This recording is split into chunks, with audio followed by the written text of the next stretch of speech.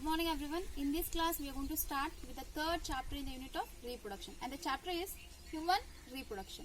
So before going to start with the human reproduction, we have to know the basic things regarding the humans. That is, humans are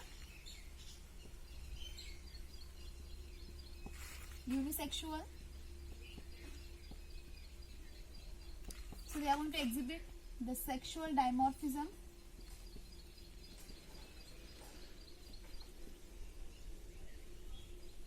They are sexually reproducing.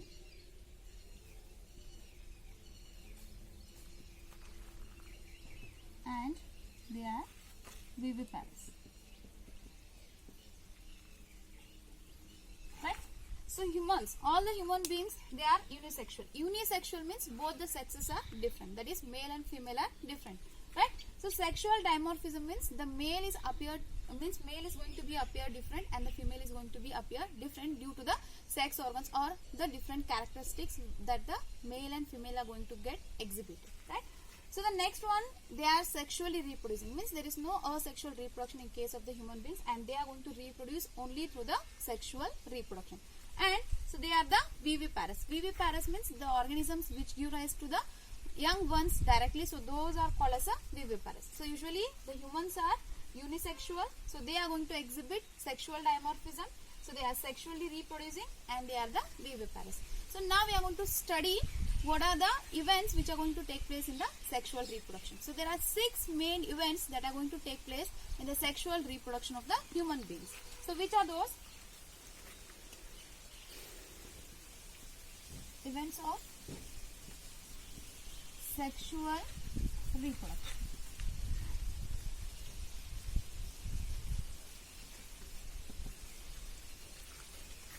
Right? So the 6 events are, the first one is the gametogenesis.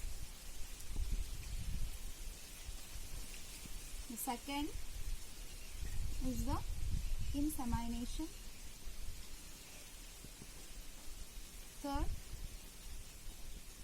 fertilization. Fourth, implantation. Fifth, gestation. And sixth is the parturition. Right? So these are the 6 events that are going to take place in the sexual reproduction in case of the human beings. So the first one is the gametogenesis, second insemination, third fertilization, fourth implantation, fifth gestation, and the 6th one is the parturition. So let us briefly study what is going to happen in these processes. Right?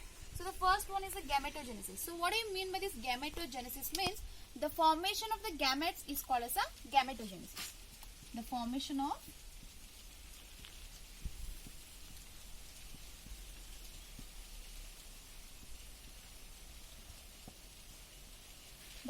of gametes is called as a gametogenesis. In case of the human beings, there are 2 types of gametes, that is a male gamete and the female gamete. So the process of formation of the male gamete is called as a spermatogenesis, and the process of formation of the female gamete is called as a oogenesis. Right? So this is the formation of gametes. So now next one, insemination. As the male gametes are formed in the male body and female gametes are formed in the female body or the female parent, so these has to, means both the gametes has to come together. So that is the transfer of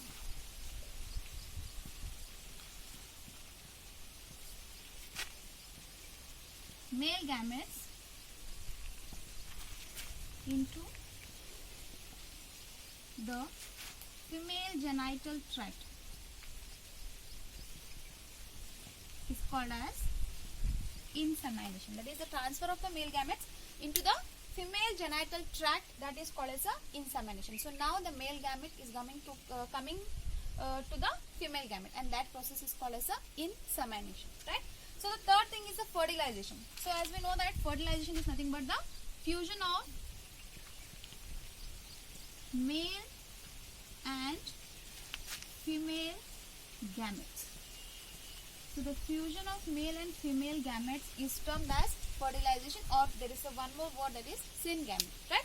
So here what happens after the fertilization means there is a fusion of male and female gametes. After the fertilization, there is a formation of the zygote. So this zygote will undergo the mitotic division to form the morula. After the morula comes the blastula.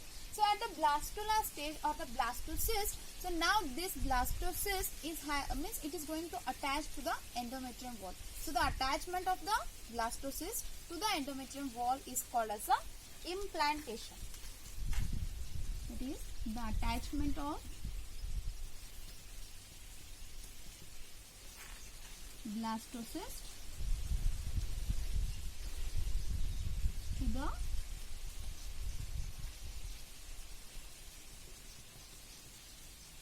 endometrium wall is called as a implantation, right? So now the blastocyst has attached to the endometrium wall. So now what happens means this blastula is converted into gastrula. So the gastrula is undergoing to form the 3 germ layers, that is a ectoderm, mesoderm and endoderm. So now these are getting converted into organs, and this is nothing but it is termed as a embryonic development. And the period which has been taken for this complete embryo development is 9 months, that is 280 days. So gestation means the period of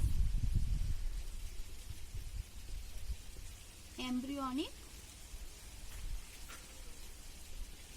development. The period of embryonic development is called as gestation or the gestation period, and that is 9 months 9 days in case of the human beings. And the last one is the parturition. So once the embryo is completely developed, so that is going to repel out of the fetus, and the delivery of the baby is called as a parturition. That is the delivery of the baby, right? So these are the important events that are going to take place in case of the human human sexual reproduction. So here the first one is gametogenesis. So first the male gametes are formed in the male parent and the female gametes are formed in the female parent, and this is termed as a gametogenesis. So once the gametes are formed, so they have to come together for the process of fertilization. So that the male gametes are transferred into the female genital tract, and that is termed as a insemination. So once the male gametes enter into the female body, so now they are going to come together with the female gamete. So now what happens means the male gamete and the female gamete, they are going to fuse. So the fusion of the male and female gametes is called as a fertilization. So after the fertilization, this fertilized ovum or the fertilized egg is called as a zygote. So this zygote will undergo the sequential mitotic division. So now it is getting converted into morula. So the morula is converted into blastula. So at the blastocyst stage, so that blastocyst is now attaching to the endometrium wall. So the attachment of the blastocyst to the endometrium wall is termed as a implantation. So once the implantation is over, so now the blastocyst is converted into gastrula. So the gastrula is going to form the 3 germ layers, that is ectoderm, mesoderm and endoderm. So now there is a organogenesis, means the organs will start developing, and once the embryonic development, this embryonic development is going to take place in 9 months 9 days, and this period of the embryonic development is termed as the gestation. So once the gestation period is over, means once the embryo development is completely over, so now the baby is going to come out of the fetus, and that is termed as a parturition, right? So these are the events. All these processes are going to take place only after the puberty, and to study these processes we have to study the systems where these processes are going to take place. So now we will study in detail regarding the male reproductive system and the female reproductive system. Okay, firstly we will study regarding the male reproductive system. So the male reproductive system is present at the pelvic region. So why it is called as the pelvic region means, so this system is present near the pelvic girdle, so that's why it is called as a pelvic region. So the male reproductive system mainly consists of 2 organs, that is the primary sex organ, and the secondary sex organ.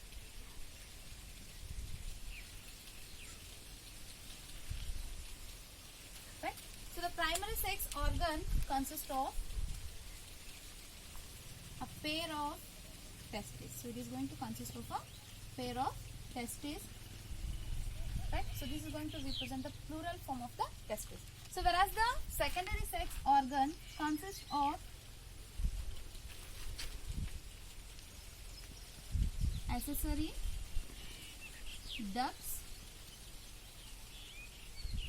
accessory glands,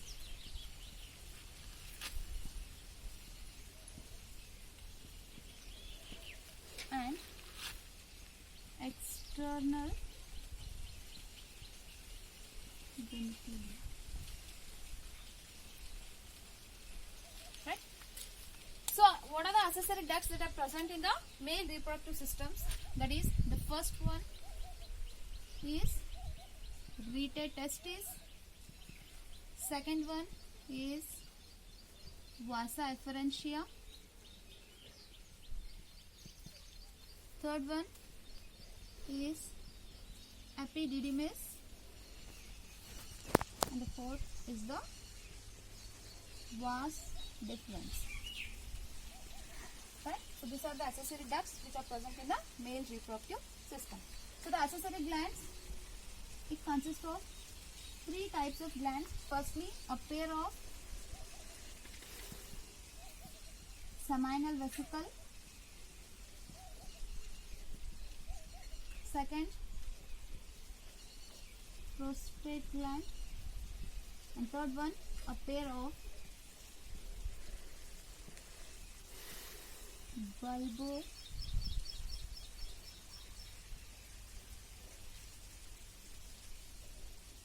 urethral gland, right? And the external genitalia, it consists of a penis, right? So that these are the things which are present in the male reproductive system. So the male reproductive system consists of a primary sex organ and a secondary sex organ. So the primary sex organ consists of a pair of testes, and the main function of this pair of testes is that the production of the sperms and the production of the male sex hormones. So in the secondary sex organs, we are having three things, that is accessory ducts, accessory glands, and the external genitalia. So the accessory ducts, there are four accessory ducts, that is rete testis, vasa efferentia, epididymis, vas deferens. So these are the four accessory ducts. Accessory glands, a pair of seminal vesicle, prostate gland, and a pair of bulbourethral gland, right? And the external genitalia, so that is going to consist of the penis. So we will study in detail regarding the male reproductive system. Start. Firstly, we will study regarding the primary sex organ, that is a testis. Okay. Right. So the testis is located. It is located outside the abdominal cavity in a pouch which is called as a scrotum, right? So it is located outside abdominal cavity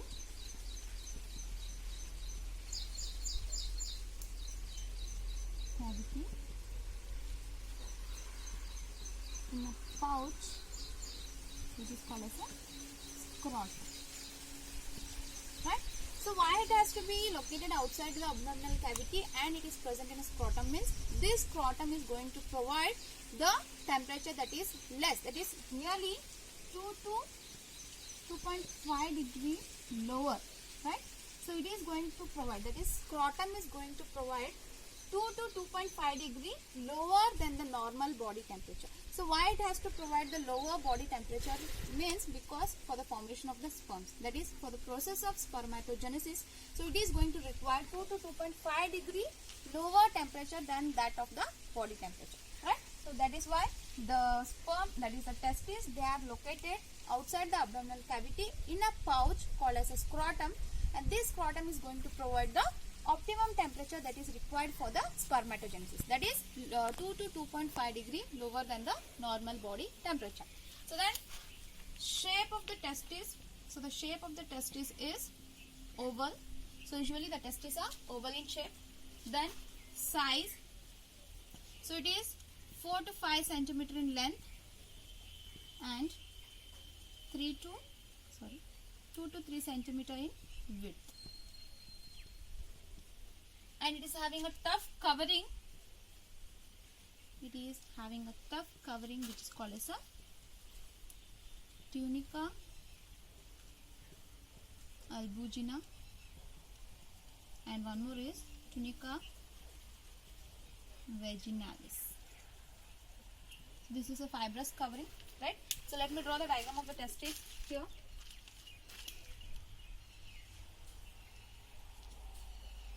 Right? So this is a oval testis, right? So this is located in a pouch, and the length is 4 to 5 centimeter and the width is 2 to 3 centimeter. So this testis is having a covering that is made up of a fibrous tough covering, which is called as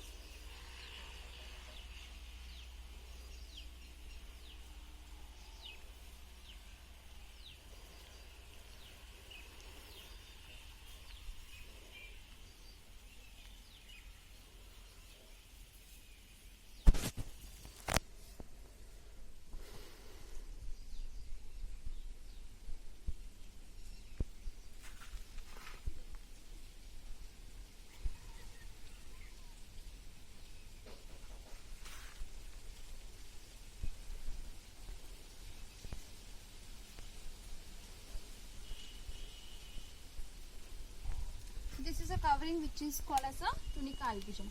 So this tunica albuginea, it is going to form the infoldings, that is, it is going to form the septa, right?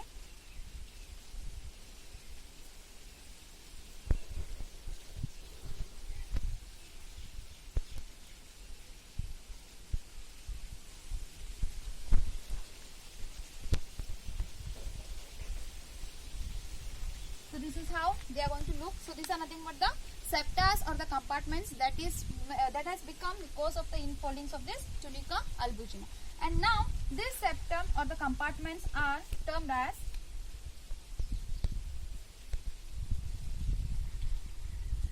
testicular lobules, and these are around 250. So usually a single testis may consist of 200 to 250 compartments, that is 200 to 250 testicular lobules, right? So this testicular lobules means every testicular lobule is going to consist of 1 to 3 highly coiled tubules. So those are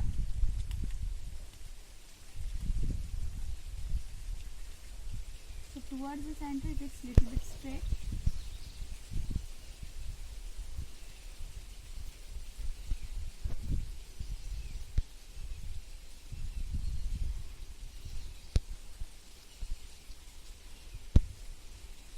So every testicular lobule is having 1 to 3 highly coiled tubules, which are called as a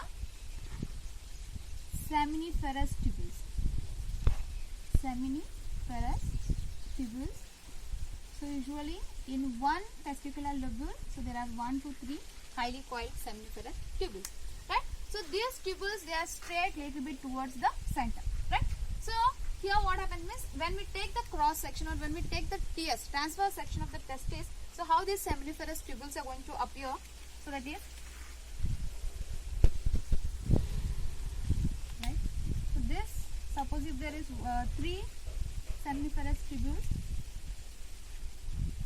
so they are going to appear like this, right? Surrounding the seminiferous tubules, there is a connective tissue.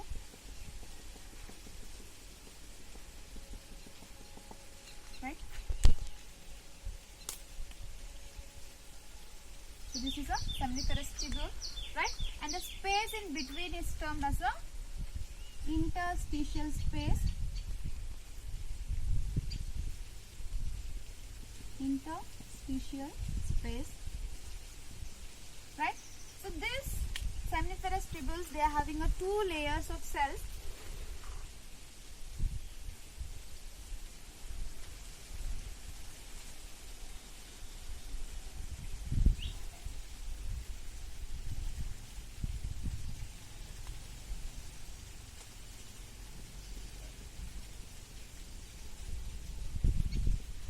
This pyramid shape of cells, they are called as a Sertoli cells, and this are termed as a germ cells, right? So there are 2 types of cells in case of the seminiferous tubules, or 2 layers of cells. So the outer layer, so one layer of cells is called as a germ cells, and the other layer, so which is a pyramid shape of cells, that is called as a Sertoli cells. So what is the main function of these germ cells? Means they are undergoing meiosis. So they'll undergo meiosis for the production of the sperms, and they are going to form the sperms, right? So they are also called as a spermatogonia. Then what is the main function of this Sertoli cells means they are going to provide the nourishment. So they are going to provide the nourishment for the developing sperms. Hence they are also termed as a nurse cells. So they are also called as a nurse cells, right? So the seminiferous tubule consists of two layers of cells. One is the germ cells and the other is the Sertoli cells. So these germ cells will undergo the meiosis for the formation of the sperms, whereas the Sertoli cells, so they are going to produce the nourishment for the developing sperms. So that's why they are also termed as a nurse cells. So now what happens means in these interspecial cells there are blood vessels and also a mass of cells. Okay, so they are also consisting of a mass of cells and the blood vessels, right? So these cells they are called as a interstitial cells, or they are called as a Leydig cells. They are called as a Leydig cells. So what is the main function of these interstitial cells or the Leydig cells is that, so they are going to produce a male sex hormone which is called as a androgen. That is androgen, right?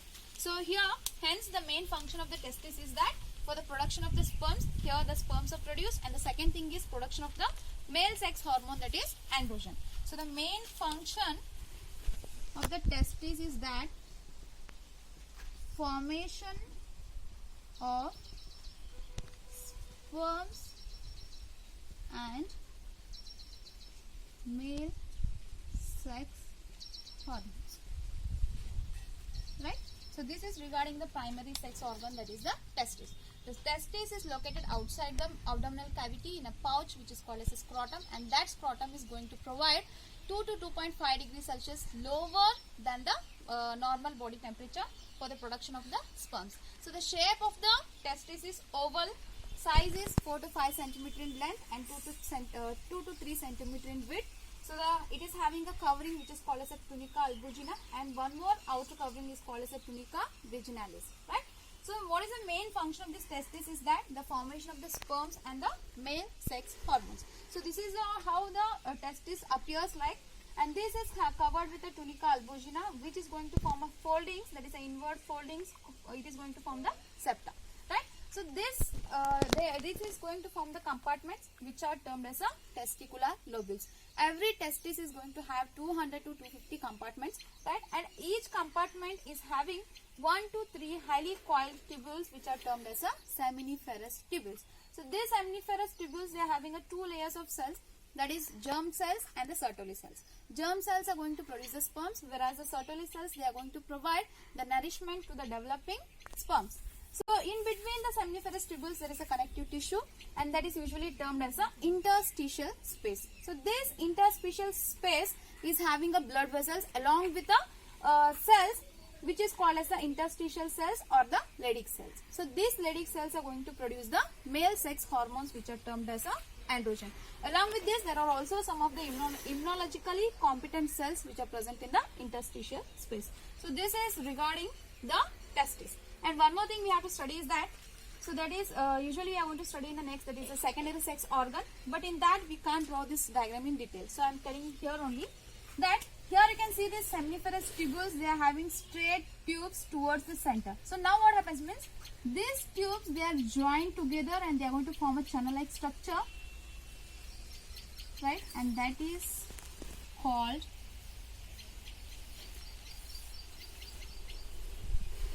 this channel, or where all the seminiferous tubules are going and connecting to one center, that is called as a retate testis. So this is nothing but the retate testis, right? And this retate testis is going to join to a little bit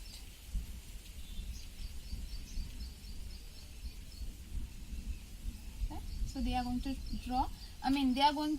join to a posterior part which is called as epidermis. So that we are going to study in the next class, right? So these tubules or the tube-like duct are called as a vasa efferentia. So in detail regarding this secondary sex organs, we'll be studying in the next class. Thank you.